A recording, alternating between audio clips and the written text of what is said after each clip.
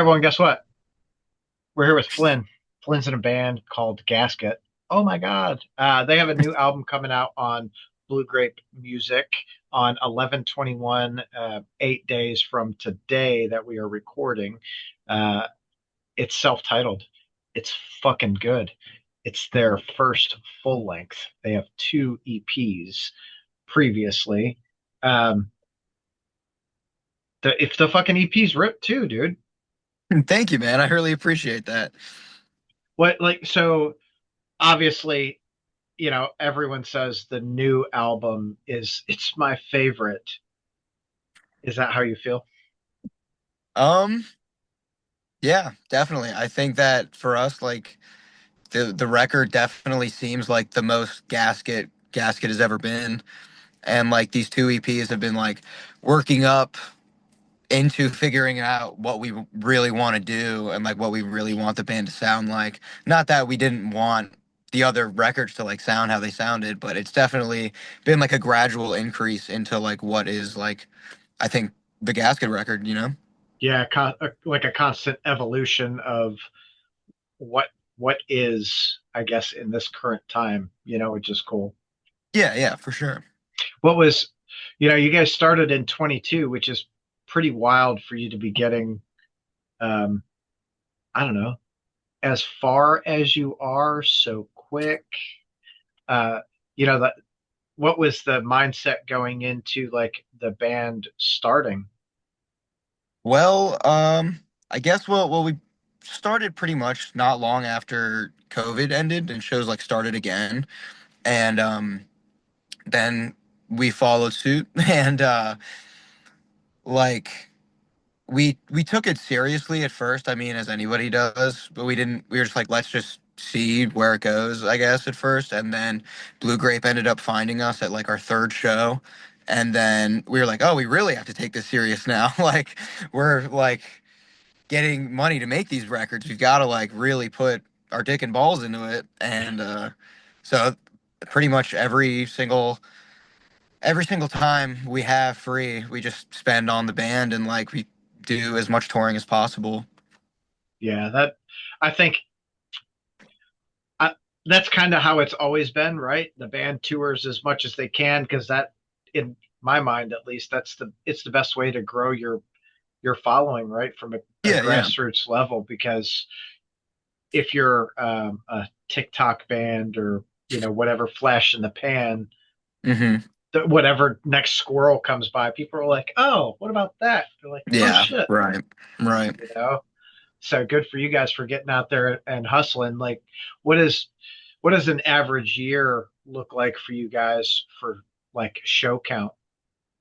Um, well, this past year, well, 2024, we did less tours, but we did our first full US. So we probably played around 50 shows, I'd say, because in 20, yeah, in 20, oh wait, we're in 2025 right now. Dude, it all runs I got that together. so fucked up. This year we did our first full US and a couple small runs. But the year before that, we did 1 2 week run for the release of Babylon where we did the whole East Coast and a couple like week long tours. And that was, I remember I counted it and it was 50 shows exactly. And I remember being like, we got to break 50 shows in 25. I'm not sure if we did. I haven't counted it yet, but we're probably damn close. Hell yeah. Well, the year's not over, so This is true. like a couple of last minute fucking basement shows. Let's do this shit. Yeah, yeah. So obviously, right, the band's been is super young, um, as a band is. What has been like that aside from Blue Grape finding you at your third fucking show, which is wild? Has there been another like defining moment, like going out with a band that you guys wanted to tour with? Um, I feel like a lot of it is like because hardcore is so like community based and with that comes like circumstance based things like like for example like when we played Salt Lake City on this past full US, we reached out to this booker to get the show and he's like, "Well, Gates to Hell is playing that night with Stick to Your Guns. It was. And they were like, so you probably don't want to compete with that, so we'll just throw you on that show. And it's just like opportunities like that, which are like so sick for all these people that have no idea who we are to begin with, like getting to see us, like play with bands that we think are sick is like the coolest thing. And another big highlight, I feel like for me at least, one of my favorite shows was last July. We played Orlando, and we were on tour with our friends Watts, and they played our record release show in Baltimore on that tour, but they also just released a record, and we played their record release show in Orlando, and it put our show to shame. It was insane. Like I probably stage dove to my own set like at least 5 times, and this was a city we'd never played before, and it was just like the sickest thing to get to experience. Winning people over like that never even knew who we were before. Yeah, it's super cool to go into other communities and see shit like that too, because I think, all too often you play at home and sometimes bands they play at home a lot. So people are like, I'll catch them next time they play, Yeah, in a week or whatever. for So sure. then you as the band go, fuck man, our hometown shows suck, blah blah blah. And then you get somewhere else and you're like, dude, this is dope. Like Right, let's, right, for sure. that's fucking wild. That's cool. You guys got through on that Gates to Hell Stick to Your Guns show. Yeah, yeah, really pulled through last minute. Very, very Oh, grateful for that. how was the crowd response to you guys there? It was interesting. Not much, I'll say. I'll say. We were on tour with this band X Gargoyle X from Louisville. They roll, and they played first, and the crowd was not really digging our style. Like we have pretty similar styles, with Gargoyle, and they were not really feeling them. And then I was like, all right, I just gotta like yell at everybody and like try and get the energy up as much as possible. And I stretched it about as thin as I could, and we got a decent response. But it was funny in the same sense to see like all the people there for Stick to Your Guns that are a little bit older that aren't really feeling us. And it's like, you got to watch this too. You're stuck with us. Well, you say that, but I'm one of those older guys. I'm like I'll be 50 here in a couple of months, and I go to the shows. I don't move a lot, but I enjoy the Mhm. fuck out of the shows. I'm like Mhm. standing against the wall, like I don't want to break a hip. Right, right. And I'm like that a lot too, even. It's a weird mindset when you're playing because it's like, why why isn't everybody moving? Because sometimes you'll have a show full of kids and they're all killing each other, and then sometimes it's not exactly all just a room full of kids, and it's like, why didn't all those people fuck with us? And it's like that's not always the case. Yeah, yeah. Yeah, no, the older you get, the less you want to like jump around and shit because you're like, I gotta fucking work in the morning. I don't want to be too Hmm. beat up. Like, Right, no, right, no broken bones. Like, fuck all that. right. So, have you guys played with X Gargoyle X before? Um, we had played with them in Lexington, Kentucky at our friend's Dismal from Lexington. It was their last show, and they played and we played, and we didn't even talk. We didn't talk to anybody in that band once that whole show, but we were like, this band fucking rules. And then Did you guys they play were the donut shop? no, I think that's a newer venue actually. It was at a VFW outside, and I remember it was really really cold. It was like outside in I think like October or November, and it was freezing out, but it was like the craziest show. And we've played Lexington a lot because we have some friends and bands there, and we toured with them, like that band Dismal. And so like people like kind of know us there, and it was a great show. But yeah, we never really talked to Gargoyle, and then we were like, well, we're planning this full US. Who do we want to ask? And I was like, let's ask Gargoyle. And they immediately were like, yeah. So it was very sick. Hell yeah, that's super cool. It's cool when there's a band you really like and you're like, dude, let's go out. Okay, let's Hmm. do it. You know? Right. Yeah. It's something really sick about like, that's another part of the community that's so sick is that you can get opportunities like that and like make friends that way. Like to not talk to anybody in that band once and then be like, do you want to go on the road and hang out with us and basically have sleepovers and work together for a month straight across the country? Like, that's pretty crazy when you think about it, but it just worked and it was perfect. Yeah, And I we all guess it got really along and it was great. it really depends on how you look at it, right? Like if you look at it, we're gonna have a sleepover and this is gonna be wild and weird and we're going to play music every night. It's like, oh, okay. Or, I mean, I guess the other side is like, dude, we're going to fucking work. All Right. right. Yeah. Like we're going to go grind this shit out. All right, let's do it. So, at the end of the full US run, how do you feel that it went overall? Overall, I think it was awesome for a DIY full US in like, I'm trying to think. We played 26 shows in 31 days, and I want to say at least 20 of those were cities we never played before. It went really, really well. I was very, very proud of how that turned out. Hell yeah. So I guess you guys had like local talent in all the towns to help build bring crowd. Yeah, yeah, yeah, I guess whatever promoter we hit up usually just has bands open, you know. Yeah. It's it's always weird because some tours, yeah, I've noticed people are like, we don't want any, local bands. We just want, there's two of us or three of us and that's Right, it. just the tour package. It's like, fuck, dude. You know, Yeah, at this level, you want local talent to bring more people to help for those, sure. those fucking ticket sales. Yeah, I think at any level, like, because once you're at a point where you know you're gonna sell out or whatever, it doesn't matter. You don't need a support band to like sell more tickets. It's like, why wouldn't you want to like showcase what you think is a good band in that city, you know? Yeah, a lot of, well, but if you're dependent on the promoter, sometimes it's not a good like local band. You're like, oh, I can't wait Right. till they're fucking There's done. definitely that. Yep, that's You definitely know, something that happens. like you son of a bitch. How many Yeah. times have you guys played Lexington? Oh man, we've played Lexington probably I think about 4 times in the past 2 years Oh or shit. three. Yeah, because we played there on our first tour, and then we played there again on our second tour. So we've played there like at least 4 times now probably. Oh, that's wild. Have you guys played Louisville? We played Louisville for the first time on that full US. That was the first day with Gargoyle, and they're from Louisville and half Lexington, so that was a really sick send off for them. Where'd you guys play at Spinelli's? Spinelli's, yeah, yeah. The place was Yeah. awesome. Yeah, that place it's weird when you walk in through the front, you're like, what's this freezer door? Yeah, yeah. I Yeah. totally forgot about that. Yeah, it definitely. I got like lost in there, and I was like, what is this? I, dude, my first time going in, I was like, is there supposed to be a fucking show here? And he's like, yeah, in there. Right, right. I had Like like it, the inverse where I was like, isn't this like a pizza spot? Why is there just like a room and a bar? And then they're like, oh, walk through this freezer. And I was like, oh, okay. It's like a regular ass pizza shop on the other side. yeah. Yeah, it's fucking that's so funny.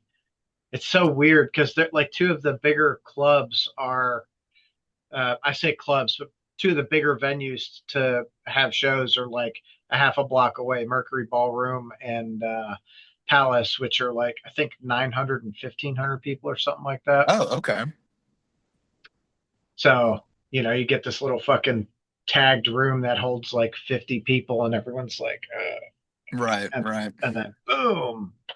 What's, on the new album, on the self-titled, what song sticks out to you as like your favorite or the one you prefer to play the most? Um, I think Purest Existence, definitely is like I think the best song we've ever written. I think that's like the most gasket song we've ever written. Um, it's definitely we've been playing that one for like a while now. Being like it's funny like for a whole year straight being like this is a new one, and it's like we played this forever, you know. But it's always just so fun to play. I love it. Hell yeah. That's a good one. I really like Nailed Down. Oh yeah, hell yeah. It's funny that song was supposed to be like half the length, and everybody else was like, "We should like make this longer," you know, blah blah blah. And I was like, "No, we got to end it on like on this part or whatever." And I got vetoed out of that, and I don't usually get vetoed out of that because I got pretty good ideas, but they won me over on it for sure.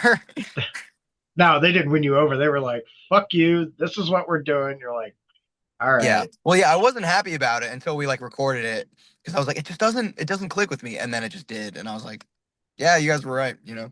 Now it's funny how that works. I think, there are bands out there that, you try to listen to, and you're like, the music, it doesn't click, and then you see them live, and you're like, oh, I fucking get it now. Yeah, You for know, sure. For so sure. I think a lot of times for bands, going in with so many personalities writing the music, you have a lot of those conversations that I don't think people really think about. But it's, Hmm. hey, we should, this is how it should go, and everyone else is like, no, do this, and you're Right. like, and then it comes together, and you're like, okay, Yeah. you guys are right. Fuck, Right, right, yeah. fuck. What? So what are you guys planning once the release hits here in like a week? So we're playing a fest in DC on the 6th, like a week after it drops. Or not a week, I guess like 2 or so weeks afterwards. With Year of the Knife, we're very stoked for that at Songbird in DC. And then our record release show is scheduled for February 17th. Not February, January. My bad. I was like, holy shit, I mean, even January is a long time, like It is, post yeah. release. Almost 2 months, yeah. What's the reason for having it so late, so Oh, far away? honestly, venue availability and also with because like we were like I feel like most bands or at least us we were aiming for like about a month out after the record, and then it's like, well, shit, that's Christmas time, so let's pick like the next closest date available in January. Yeah, I don't know. Like, Christmas is not a bad time to have a show, especially like a Christmas Eve. People are Christmas Eve going would be out, crazy. dude. People go out and party their dicks off in fucking Christmas Eve. I don't know, where are you from, because that's not the case here. Oh no, People hang out with shit. their families here. No, not here. I mean, I live in Louisville now, but I mean, Mhm. Detroit was the same way. I grew up in Detroit. Really, Because, Christmas Eve yeah, shows were a thing. dude, it was like you go out Thanksgiving Eve and Christmas Eve. Thanksgiving Eve I feel like is a little different. Because I feel like that's like a big college thing or whatever. I think it's like yeah, Blackout Wednesday or whatever I think they call it. That's so fucked up. But I didn't even know that was a thing. But like, I feel like those were the nights everyone's coming home and you're getting together. Right, Like, everyone oh, is home for break, yeah. we should go do something. Right, right. I don't know. I'm fucking old. What do I I wish you know? translated here. Maybe you can start it. That's true. This is the first year in a while that we haven't had a New Year's Eve show. The past 2 years in a row, we've had New Year's Eve shows, and the first one was like a crazy, crazy house show we had with like over 100 people shoved in like a townhouse basement. It was like insane. And then we were like, we got to do this bigger, and then just like make it bigger every year. So then we had it at a bigger venue last year, and then this year, we were like, the record release show being on New Year's would be like the ultimate show of all time. But all the big venues have Christmas or New Year's Eve stuff going on, or they're like, it has to be 21 plus because it's New Year's Eve. So we were like, damn. So that's why we got the 17th going. Yeah. I mean, that it might not be a bad idea to look into like a rental fucking room for New Year's next year and just make that your like fucking routine every year. We're For gonna sure. throw this Yeah. Yeah. show. Definitely want to keep the tradition going when we can. Hell yeah. Traditions. The older Oh, you get, the more you're like, oh, I missed the tradition. yeah. What was it for? I don't fucking know, but we just did this thing. It was Right. Right. great. For the pattern, we had to do it. Yeah, we had to do it. It was this day every fucking year. Just Right. go. What's been like the favorite show that you guys have played Like thus ever. far? Yeah. For me, probably either the Babylon release show or our last New Year's Eve show was really sick. They were both at the same venue for Holays. It's like a little, it's technically, I think, like 75 or 80 cap, but for New Year's Eve this past year, we shoved probably like 120 people in it. And it was just like pure chaos. It was awesome. Those are those, those are the best shows. Yeah. When Knock Loose did their like album release weekend here, They did the 2 nights at Paris Town Hall, which are like 2,000 cap rooms. Okay. And they did a last minute show at a smaller venue. It was like, I don't know, 500 cap or something. It's fucking wild. That What a sounds good show. awesome. I love Dude, that shit. as soon as I walked in, like I walk in during the first band and there's already someone down with a broken leg. Oh God. Oh man. Yeah, When it we was, played when we played Dirty Dungarees on the Full US with Gargoyle, it was so packed because that's like Columbus is is like that, DGR land. yeah, And there was a ton of DGR bands on it, and Gargoyle is a DGR band, and it was packed and it was awesome. And during our set, somehow somebody literally like broke the wall, like a whole wall just like disconnected from a door frame and was like inches off of it like entirely. And then some girl got hit in the face. I felt so bad, but she like instant concussion, like EMTs called. And that was terrible, but the show overall, like the chaos is what makes it sick, at least for me, you know.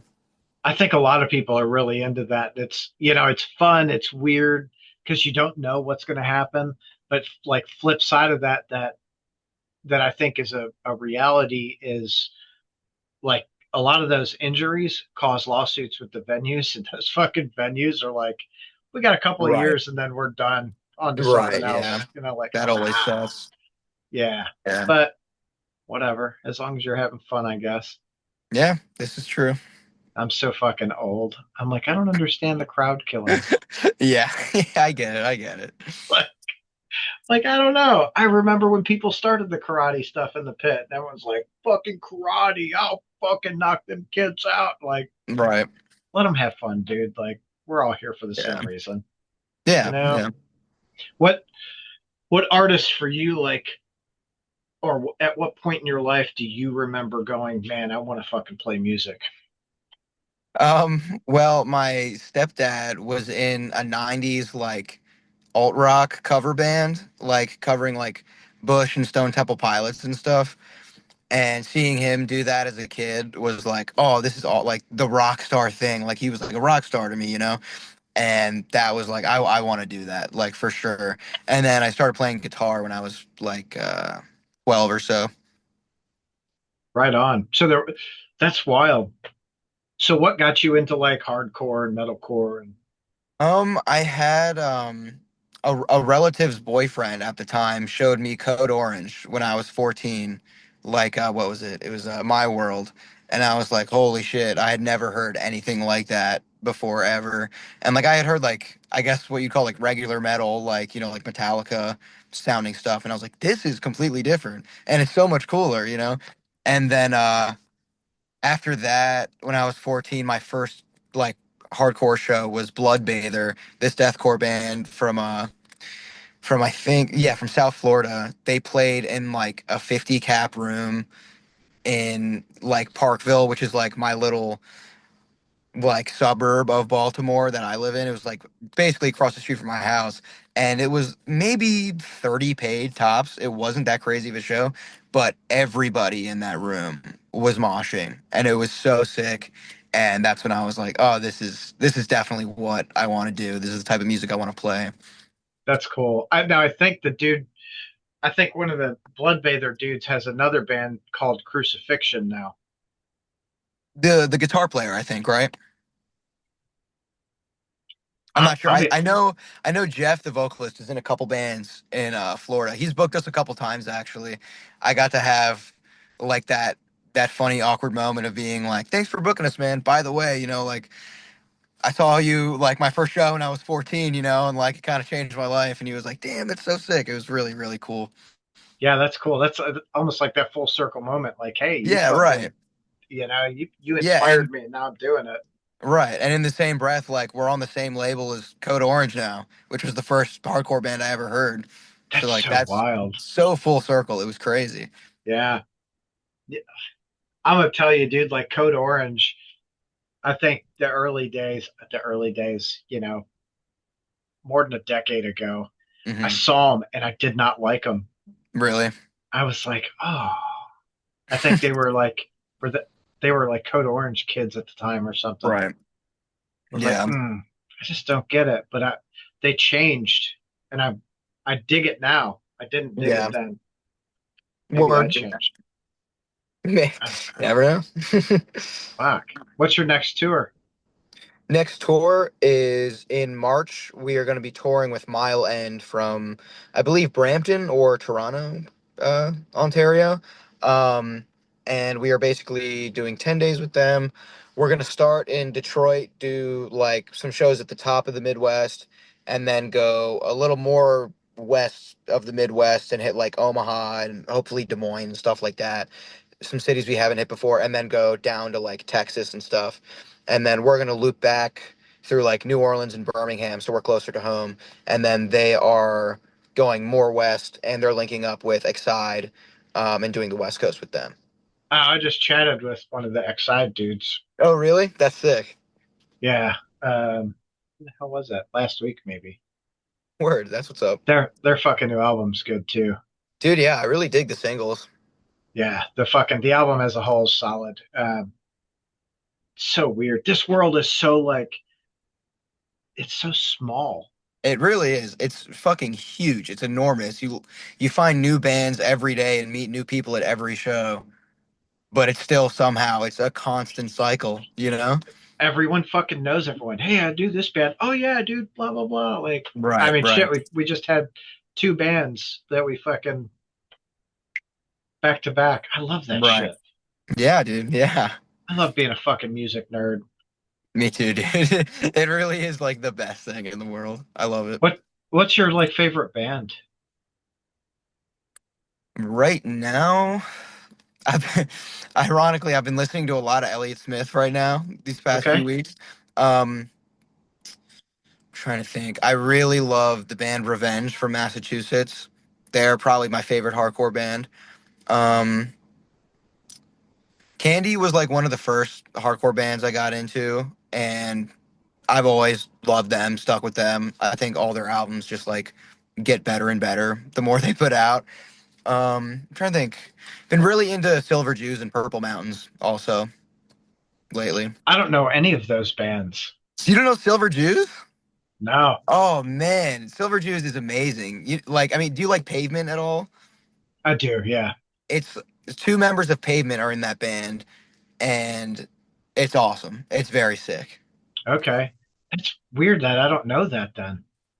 Oh yeah, that band is awesome. There's a lot of lore between like them and Pavement and stuff. I gotta Yeah, they're awesome. now. Damn it! Now I gotta go study fucking Silver Jews. What the Yeah, fuck? yeah, they're Like, awesome. ah.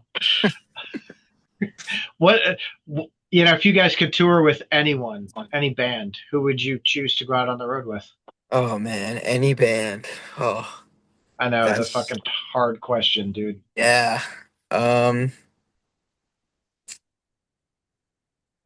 honestly, like the band Roseblood from Jersey. I fucking love that band. They don't even have that much music out. They've been a band forever. They're like kind of a fest band now, I guess. They don't play too often, but they fucking rule. They were on I think they were touring with Bloodbather at that first show I ever went to, and Bloodbather like and them like blew me away. And Roseblood is so sick. I wish they played more because they're like from New Jersey. It's like it's not that far from Baltimore. Like please come to Right? Baltimore, you know. But yeah, I love that band. I would love to play shows with them. I mean, you may as well reach out to them. I have. I'm still working on it. Consistent. You hear that, guys? Tour, do it, or shows, whatever. Make God, I that hope they shit don't hear happen. that. That's so embarrassing. Why? I don't know. This is what we do. We find the most embarrassing things and we blast it out on the Oh interwebs. God. I guess that is what most of the internet is. It is. It's like embarrassing or what kind of cringy shit did you really fucking say? Like, Yeah, yeah. mm. I saw it. Speaking of cringy shit, someone sent me a fucking screenshot of some emails. This is so fucked up. I need to preface this by saying I am not on any side on politics. I fucking hate them all. I think they're Sure. asinine. Um, in the email, they're talking about how Putin might have photos of Donald Trump sucking Bill Clinton's dick. Oh, that's awesome. I love that. Oh, Damn. I mean, it's so crazy how far and wide politics has become in so many senses these days, for sure. Not to be political or anything, but it's dude, crazy how media has evolved like the thing that controls the world. Like it's insane. but I think media hasn't evolved; it's devolved, right? Yeah. Because it went from having like at least stuff that mattered happening Hmm. to stuff that doesn't fucking matter. Like that the movie uh what's that fuck Idiocracy. Did you ever see the movie Yeah. Idiot? Yeah. I love that movie. Dude, this is the world we're fucking living in. Yeah. It really is.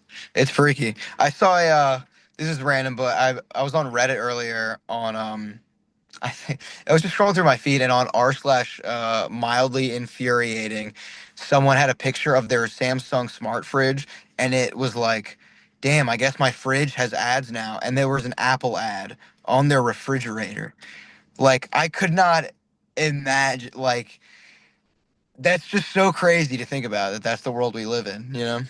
Yeah, dude, like they're oh man, I remember It seeing seems it these seems like a sitcom, like futuristic, like skit from like the '90s or something. Like it if it's they're crazy. fucking cartoons, dude. They used to have cartoons showing where they were beaming the ads into the fucking Right. homes. Yeah. Like, holy shit. Like they had that on the cartoon and someone was like, I need to figure out how to fucking beam ads into your home. Right. Yeah. Smart fridge. Like you go to get milk and it talks about how you really need this fucking brand new iPhone or whatever. Right. Right. You, how ridiculous is that? Very dystopian. Yeah, it's fucked. Yeah. God, I'm glad I ain't got much longer left on this fucking place. Dude, yeah, we're screwed. We're in our 20s. We're stuck with Yeah, this forever. I know. I feel bad for my kids. Holy shit. Oh man, Nah, same. not forever, dude. This world, we're here for such a short amount of time. Like it'll be over before you know it. What Yeah. a sad thing to fucking say. Yeah. Hopefully it's fast and painless.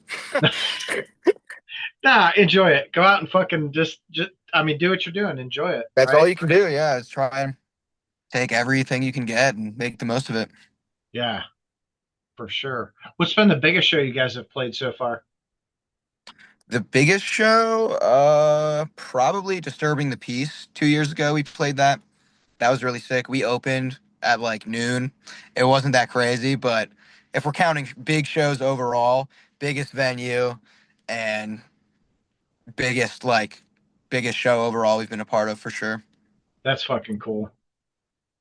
Now, do you see like with merch sales? Do you see it better? Smaller shows, people tend to buy more merch, or the bigger shows? Um, it's weird because it's different because sometimes you'll play to not many people and then it's like you make a surprising amount of merch sales, and then sometimes you play huge shows and you don't sell that much at all, you know. Yeah, It was what was funny to me about the Disturbing the Peace Fest is like because we're playing first, we got there super early, and so we got a decent pick at like where we were gonna put our merch on the tables or whatever, and it was a big horseshoe in the back, and Endit's merch was on the corner of the horseshoe on our side, and we were a few tables down from them on that side. So the line for Endit's merch was just the whole show. And everybody that had to stand in that line had to look at our merch. So even though like maybe a tenth of the crowd saw our set, like so many people just standing in line saw our shit and was like, "Oh, that's cool. Can I get that?" And it was like, "Hell yeah, that works." yeah. I don't care if you listen to the music, just buy shit. Like Right, right. we're good. Nah, I'm sure a lot of those people heard the music too and were into it. Hopefully. He said, "Yeah, who cares? They spent money. That's the fucking truth. Whatever." All right, Flynn, I gotta cut this short, dude. I got a All couple right. things I need to take care of. All right. Word. I feel you, man. Hell yeah, dude. Thanks for your time and have Thank you so yourself a much for great having night. me. You too, Hell man. yeah. Thanks, brother. See See ya. ya.